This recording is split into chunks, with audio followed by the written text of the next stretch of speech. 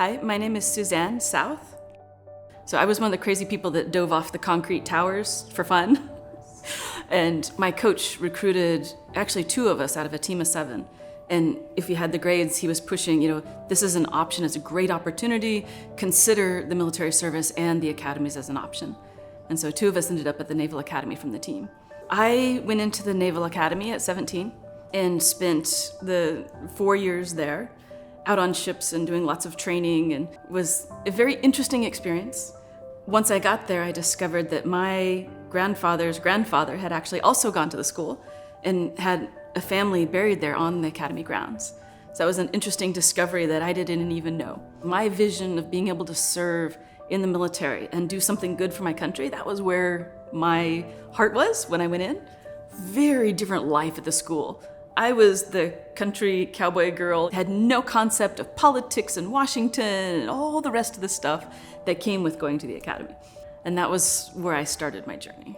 Even at the time that I went in, there were only a very small number of women that were accepted out in the military at all.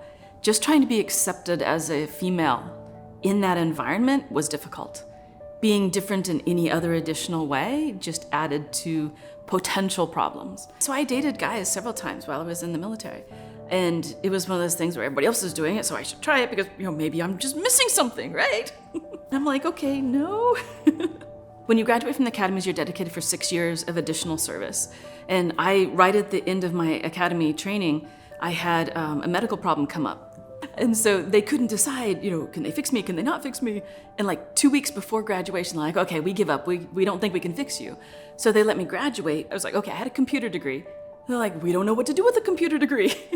Like, we can't put you on a ship, and that's the only place we know where to put computer people. So they assigned me to the medical center. And I stayed for many months there at the medical center, helping them out with their computer work. And then they decided that they didn't know what else to do with me, so they sent me home. I wanted so bad to be an officer and do that job. And that was all I had been doing for almost 8 years, is planning, this is what I'm going to do.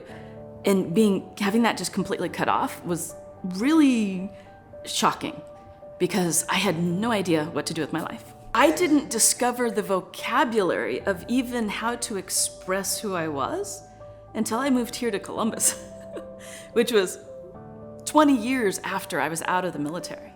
And when I first came here to Columbus, I was actually working in Nationwide downtown. And right across from Nationwide is, of course, the big conference center. And they had one of these conventions come in, and first room that you went by that was advertised, they were having a panel discussion for fiction writers on asexuality in fiction. And I was like, oh, I like that word. I've never heard that word. What is that? So I went out and Googled everything on the internet I could find about it. And it was the funniest thing because of like the 25 people in the room during the panel discussion, 10 of us showed up that identified as asexual. And I'd never met another person that identified that way. So it was an awesome both support session and education session for both the audience and the actual writers that were trying to find out, what does asexuality even mean? It's not celibacy, and it's not there were so many different things that people had in their minds about what it meant. So it was a really interesting experience, but being almost 40 before I even found the terminology was a very interesting experience. It's difficult to explain without the vocabulary that I'm an asexual but pan-romantic female. It's like, okay, people have no idea what that combination of words even means. And so it was very interesting when I started Googling and going, oh, that definition, that's me, that's how I feel inside. This word is what I am. And I didn't have that for most of my life. And when I joined JP Chase, there was all this, they have a lot of information out there on be your authentic self. They have a pride group there. And I was like, okay, do I belong? Because I'm not one of their letters. They say the A is allies, is not my letter. So I'm like, okay. And so I went to a couple and I started asking, do I really belong to your group? So I've more aggressively started going to them going, okay, I do belong. Whether you think I do or not, I'm going to make sure I do.